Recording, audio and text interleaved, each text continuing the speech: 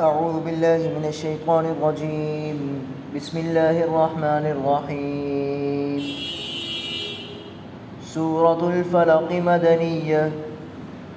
قل اعوذ برب الفلق من شر ما خلق ومن شر غاسق اذا وقب ومن شر النفاثات في العقد ومن شر حاسد اذا حسد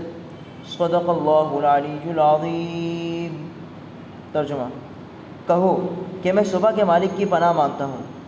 ہر اس چیز کے شر سے جو اس نے پیدا کی ہے، اور اندھیری رات کے شر سے جب وہ پھیل جائے، اور ان جانوں کے شر سے جو گروہوں میں پھونک مارتی ہیں، اور حسد کرنے والے کے شر سے جب وہ حسد کرے۔ صدقت یا رب العالمین۔ نحمدہ ونصلی ونسلم علی رسول الکریم، اما بعد، بسم اللہ الرحمن الرحیم۔ گزشتہ کلاس کے اندر سورۃ الناس کی تفسیر مختصراً آپ کے سامنے بیان ہوئی۔ آج انشاءاللہ سورۃ الفلق کی مختصراً تفسیر ہم دیکھیں گے۔ گزشتہ کلاس کے اندر آپ کو بتایا گیا تھا کہ سورۃ الفلق اور سورۃ الناس کا شان نزول ایک ہی ہے، جیسے کہ حافظ ابن قیم رحمۃ اللہ علیہ فرماتے ہیں کہ دونوں صورتوں کا جو شان نزول ہے وہ ایک ہی ہے، اور انہوں نے ایک ہی جگہ لکھا ہے، اور جس کے متعلق جادو کا جو واقعہ ہے کہ رسول اللہ صلی اللہ علیہ وسلم پر کچھ یہودیوں نے جو ہے، اب وہ مرد تھے یا عورت تھے، روایات کے اندر مختلف ہے، تو انہوں نے رسول اللہ صلی اللہ علیہ وسلم پر جادو کیا۔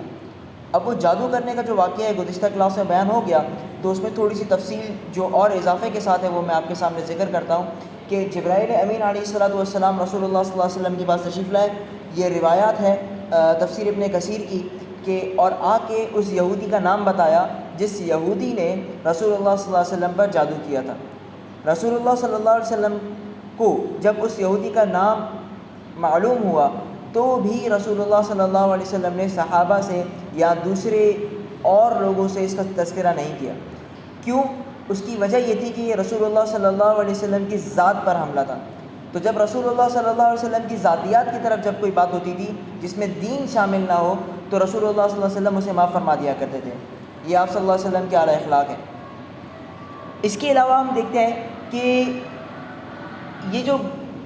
جادو کیا گیا تھا، ایک کنگھی کے اوپر ایک گرہ، مطلب 11 گرہیں باندھی گئی تھیں، تو رسول اللہ صلی اللہ علیہ وسلم کے سامنے جب وہ کنگھی لے کر آئی گئی تو آپ صلی اللہ علیہ وسلم ان دونوں صورتوں کی کل آیات جو کہ 11 ہیں، ایک ایک آیت تلاوت فرماتے اور اس کے ساتھ ساتھ ایک ایک گرہ کو کھولتے جاتے، یہاں تک کہ 11 آیتیں مکمل ہونے کے ساتھ 11 گرہیں کھل گئیں، اور رسول اللہ صلی اللہ علیہ وسلم پر جو بوجھ تھا، جو بوجھ کی کیفیت تھی، وہ بالکل ختم ہو گئی، اور رسول اللہ صلی اللہ علیہ وسلم بالکل خود کو ہلکا پھلکا محسوس کرنے لگے۔ اب بات کرتے ہیں سورۃ الفلق اور سورۃ الناس کی کہ اس کا مقصد جو ہے وہ کیا ہے۔ سورۃ الفلق اور سورۃ الناس دونوں صورتیں دنیا اور آخرت کی پریشانیوں سے نجات کے لیے نازل کی گئی ہیں۔ جیسے سورۃ الفلق دنیا کی پریشانیوں سے نجات کا تذکرہ اس کے اندر پایا جاتا ہے، اور سورۃ الناس آخرت کی پریشانیوں کا تذکرہ، ان سے نجات کا ذکر اس میں پایا جاتا ہے۔ ایک روایات میں آتا ہے کہ رسول اللہ صلی اللہ علیہ وسلم نے ارشاد فرمایا کہ نہ تورات میں، نہ زبور میں، نہ انجیل میں، اور نہ خود قرآن مجید میں ان دونوں صورتوں جیسی کوئی صورت ہے۔ ان دو صورتوں کا جو مقام ہے وہ پہلی کسی بھی کتاب کے اندر نہیں ہے۔ اب ہم دیکھتے ہیں پہلی آیت جو ہم نے پڑھی، کہو کہ میں صبح کے مالک کی پناہ مانگتا ہوں، اس کے جو شان نزول جو انہوں نے لکھا تھا، جس کے متعلق ابھی ہم نے تفصیلاً بات کی، وہی اس کی تفصیل میں ہے۔ پھر آیت نمبر 2 کو جب ہم دیکھتے ہیں، آیت نمبر 3، اور اندھیری رات کے شر سے جب وہ خوب پھیل جائے، تو اس سے معلوم ہوتا ہے کہ اندھیری رات کا ذکر کرنے کی وجہ یہ بیان کی گئی ہے کہ عام طور پر جتنی بھی برائیاں ہوتی ہیں، جب برے کام کیے جاتے ہیں وہ اندھیرے میں کیے جاتے ہیں۔ اب یہ جادو یہ انسان کھلے عام نہیں کر سکتا، تو اس کو چھپا کر کیا جاتا ہے، اور رات سے بہترین چھپنے اور چھپانے کی جگہ کوئی نہیں ہے۔ اگلی آیت اگر ہم دیکھیں، اگلی آیت کے اندر اللہ رب العزت ارشاد فرماتے ہیں، اور ان جانوں کے شر سے جو گروہوں میں پھونک مارتی ہیں۔ گروہ میں پھونک مارنا، اب اس کے متعلق انہوں نے لکھا ہے تفسیر کے اندر، مفتی تقی عثمانی صاحب رحمۃ اللہ علیہ نے، کہ اس کے اندر گروہوں پر پھونک مارنے کا جو لفظ ہے اس میں مرد بھی شامل ہے اور عورت بھی شامل ہے، کیونکہ اللہ رب العزت نے